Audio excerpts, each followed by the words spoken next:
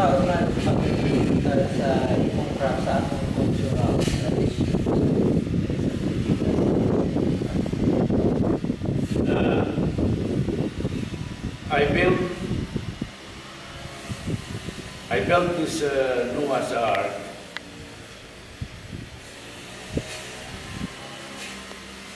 for the people to see about the story of Noah. For the people to see what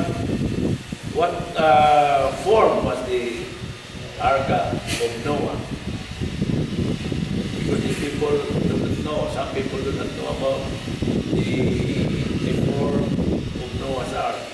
Para makakuan sila kibalik mga gamay nga knowledge. And that interests me to build this ark in order for the common people to understand and to know that this was the ark